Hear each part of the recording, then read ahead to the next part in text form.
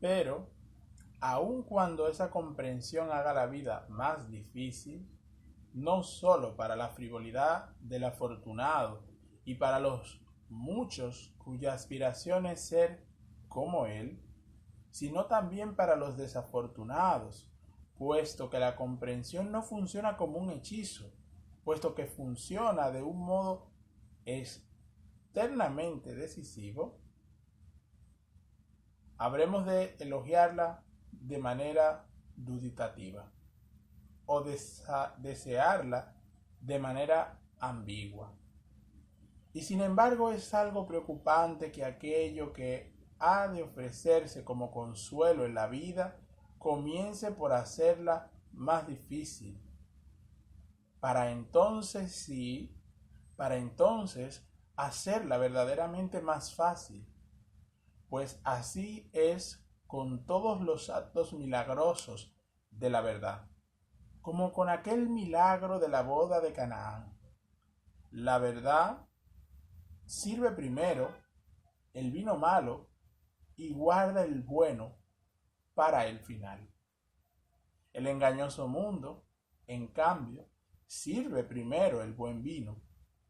Que un hombre haya sido desafortunado, inmensamente desafortunado, como él mismo dice, no implica que la comprensión que condiciona el consuelo, la comprensión de que él mismo no es capaz de nada en absoluto, haya madurado ya en él. Si él cree que solo le faltan los medios, entonces cree todavía en sí mismo. Si cree que concediéndosele el poder, la admiración de los hombres o la posesión de lo deseado, si cree que la queja contiene una exigencia legítima respecto de algo temporal, que resulta tanto más legítima en cuanto más violenta es la queja, entonces tiene todavía, humanamente hablando, un cáliz amargo que vaciar antes de que llegue el consuelo. Por eso es siempre un asunto difícil para un hombre ofrecer a otro un consuelo semejante, pues cuando el afligido acude a él y le dice, sé dónde cabe hallar un consuelo indescriptible que además se transforma como poco a poco en tu alma hasta convertirse en la suprema alegría, el afligido lo escucha con atención, pero cuando aquel añade, antes de que llegue ese consuelo, sin embargo, uno debe comprender que uno mismo no es absolutamente nada.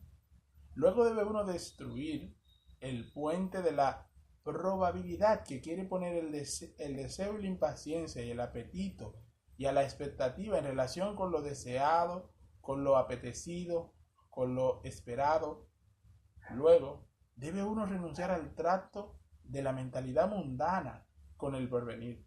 Luego, retraerse hacia sí mismo, no como hacia una fortaleza que sigue desafiando al mundo, mientras que el ensimismado se tiene a sí mismo en la fortaleza como su enemigo más peligroso, aunque acaso siguiera el consejo del enemigo al encerrarse de ese modo, sino retraerse hacia sí mismo, sumiéndose en su propia nulidad, entregándose a sí mismo a la gracia y a la desgracia.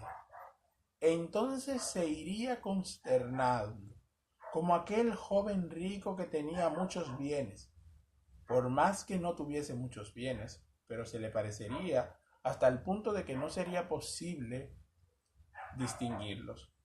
O si el afligido se hubiese extraviado y estuviese atrapado en la reflexión de manera que no consigue actuar, puesto que cabría sostener tanto una cosa como la otra, y otro hombre le dijera, conozco una salida y puedes estar seguro de la victoria, renuncia al deseo, actúa con la convicción de que, incluso cuando sucede precisamente lo contrario de lo deseado, de todos modos, has vencido. Entonces se retira impaciente, porque esa victoria le parecería una derrota y porque esa salida le parecería más gravosa que la múltiple intranquilidad del alma duditativa. ¿Qué es, pues, un hombre? ¿Eso es solo una joya más en el collar de la creación? ¿O no tiene ningún poder? ¿No es capaz de nada? ¿Y cuál es ese poder que es lo más alto a lo que puede aspirar? ¿Cuál es la respuesta a esta pregunta cuando la audacia de la juventud se une a la fuerza interrogativa del adulto?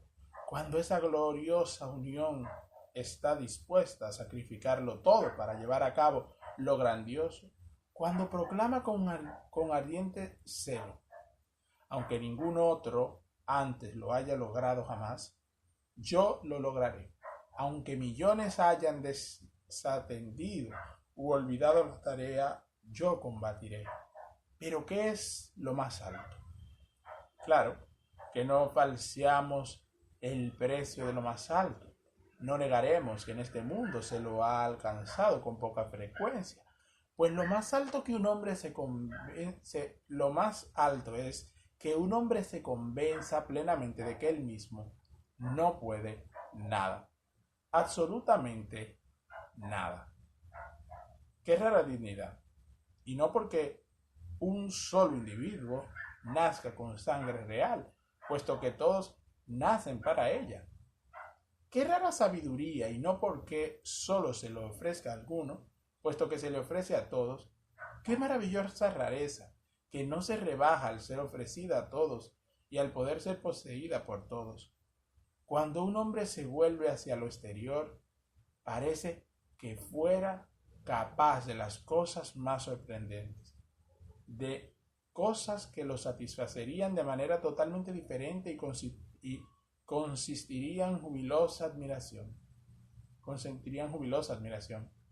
De hecho, aquella rara sublimidad no es algo de admirar, no es algo que tiene el hombre de los sentidos, puesto que éste, por el contrario, juzga al que le admira como un necio que no sabe qué es eso que admira, y lo manda de vuelta a su casa, o como a un alma engañosa, y lo invita a volver a sí mismo.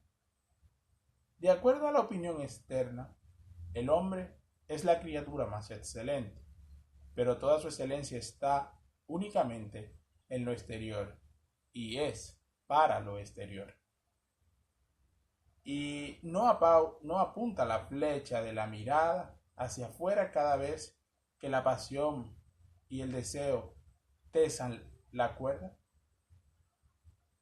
No busca la mano coger algo exterior, no se extiende el brazo del hombre, no se sale a conquistar con su astucia. Pero si no quiere ser como un instrumento de guerra al servicio de confusos instintos e incluso al servicio del mundo, pues es el mundo al que se dirige su anhelo, el que despierte el instinto. Si no quiere ser como una lira en manos de confusas emociones, o más bien en manos del mundo, pues los movimientos de su alma dependen de cómo el mundo toca las cuerdas. Si no quiere ser como un espejo en el que se capta el mundo, o más bien en el que el mundo se refleja, y si esto lo quiere, y si antes de que la mirada apunte a algo para conquistarlo, quiere captar primero a la mirada misma para que ésta le pertenezca y no él a ella, si coge la mano antes de que éste intente coger algo exterior para que le pertenezca a él y no a ella, y si lo quiere con la seriedad que no teme, si es necesario arrancar el ojo, cortar la mano, cerrar la ventana y el sentido, sí, entonces todo es diferente. Entonces se le quita el poder y la excelencia. No lucha con el mundo, sino consigo mismo. Obsérvalo ahora. Su poderosa figura es ceñida por otra, y las dos se mantienen tan estrechamente abrazadas la una a la otra, enlazadas de manera a la vez tan grácil y tan firme, que el combate no puede ni siquiera comenzar. porque aquella otra figura la superaría en el mismo instante. Pero esa otra figura es el mismo. Por eso no es capaz de nada en absoluto. Incluso el más débil de los hombres, que no prueba su suerte con ese combate, es capaz de mucho más que él. Y ese combate no es solo extenuante, sino que es también muy terrible, en caso de que no sea él mismo el que, siguiendo su propio antojo, se ha lanzado a él, y si lo es, entonces no prueba su suerte con el combate del que hablamos. Cuando la vida, por dirección de Dios, arroja a un hombre para fortalecerlo a esa aniquilación que no sabe de imposturas, que no permite escapatoria alguna, que no da lugar al autoengaño, como si aquel, en otras circunstancias, fuese capaz de algo más, pues, dado que combate consigo mismo, las circunstancias no pueden tener peso alguno. Esa es la aniquilación de un hombre, y la aniquilación es su verdad. No puede sustraerse a ese conocimiento, puesto que después de todo es su propio testigo, su acusador, su juez. Él mismo es el único que sería capaz de dar consuelo, pues comprende el rigor de la aniquilación, y el único que no puede dar consuelo, pues él mismo es instrumento de la aniquilación. El entendimiento de esa aniquilación es lo más alto de lo que un hombre es capaz. Resguardar esa comprensión, puesto que es para él un bien que le ha sido confiado, que Dios en los cielos le ha confiado a él como secreto de la verdad, es lo más alto y lo más difícil de lo que un hombre es capaz. Pues el engaño y la falsificación son cosa fácil, y él mismo llega a ser algo a costa de la verdad. Esto es lo más alto y lo más difícil de lo que un hombre es capaz. ¿Qué digo? Ni siquiera de esto es capaz. A lo sumo es capaz de querer comprender que ese ardor sin llama solo devora hasta que el fuego del amor de Dios enciende la llama de aquello que el ardor sin llama no pudo devorar. Así, el hombre es una criatura indefensa, pues toda otra comprensión que consiste en comprender que puede valerse por sí mismo es sólo un malentendido.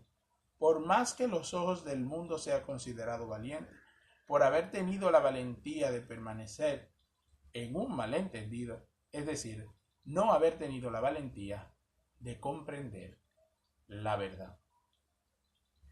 Llegamos así a otra entrega de este discurso edificante de Søren Kierkegaard. Y seguimos viendo la necesidad que tiene el hombre de Dios y cómo acceder a esa necesidad, es decir, ser conscientes de esa necesidad, experimentar esa necesidad, significa una aniquilación de este autosuficiente sentimiento que todos tenemos, apoyados en lo que tenemos o poseemos, las riquezas, la salud, los amigos, las alegrías del mundo presente, los placeres del mundo presente, que nos pueden hacer fuertes, que nos pueden hacer autosuficientes, impiden que nosotros experimentemos la necesidad de Dios. La necesidad de Dios que Kierkegaard nos dice que es la suprema perfección del hombre. Si el hombre no se reconoce como necesitado de Dios,